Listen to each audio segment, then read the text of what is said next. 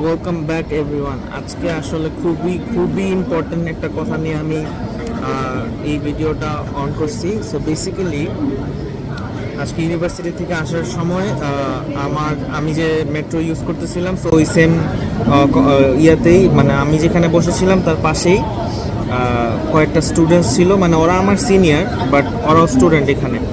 তো ওরা ওখানে একটা ছিল ইজিপশিয়ান, একটা পাকিস্তানি আর একটা বাংলাদেশি। ঠিক আছে, বাংলাদেশি তো আত্মসম্মান তো কম, তো আমরা তো বাঙালিদের মানে কি বলবো ওই শিক্ষা পায় নাই।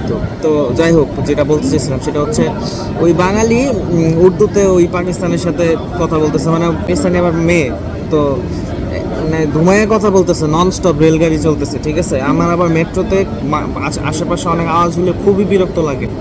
তো ওইখানে ওই মেয়েটা উর্দুতে ওকে আস্ক করছে যে ও যদি বিয়ে করে কোন দেশের মেয়ে বিয়ে করবে। ঠিক আছে, কোন দেশের মেয়ে বিয়ে করতে চায়।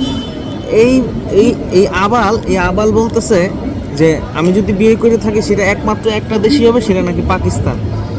আমি পরে ভাবি যে ভাই কোন দিন দেখতে হইলো, ও যদি বাংলাদেশে থাকতো বিশ্বাস করেন সবাই ওরম উল্টা করে উঠায়া একটা আসার মারতাম। ঠিক আছে, এখানে আসছে দেখে এইসব বলতে পারতেছে, বাংলাদেশে থাকতে তো এগুলো বলার সাহস পেত না। যদিও এখন সিনারিও চেঞ্জ হয়ে গেছে। ঠিক আছে, কি যে হইতেছে দেশে কোনো আইডিয়া নাই। যাই হোক, ওইদিকে যাব না, যেটা বলতে চাইছিলাম। সো এটা বলার পর মানে পোলার রেলগাড়ি যে স্পিডে চলতেছিল, এই কথা বলার পর আরও জোরে শুরু হয়ে গেছে কথাটা। ঠিক আছে, তো যাই হোক, আমার কথা হচ্ছে আমি আরেকটা এক্সাম্পল দিতে চাই যে একটা দেশের মানে মানুষের সেলফ রেসপেক্ট কতটা কম হইতে পারে। এই আবালগুলাই আবার স্টোরি দিবে, ঠিক আছে, ফ্রি প্যালেস্টাইন, ফ্রি গাজা।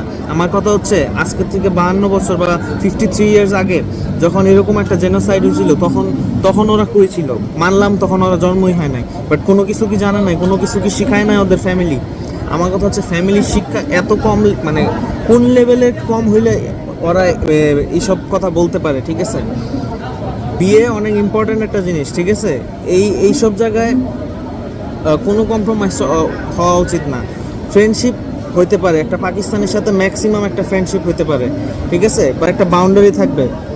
আরেকটা এক্সাম্পল দিই, গ্র্যানিট শাকা একটা ফুটবলার। ঠিক আছে, ওই ফুটবলার 2018 ওয়ার্ল্ড কাপে গোল দিয়ে চেক রিপাবলিকের এগেনস্টে অ্যালবেনিয়ান ফ্ল্যাগের ইগল দেখাইছিল ওইভাবে। ঠিক আছে, কারণ ওর যে অ্যানসেস্টার্স ওরা অনেক অত্যাচারিত হয়েছিল চেকদের কারণে, এটাই বলার ছিল।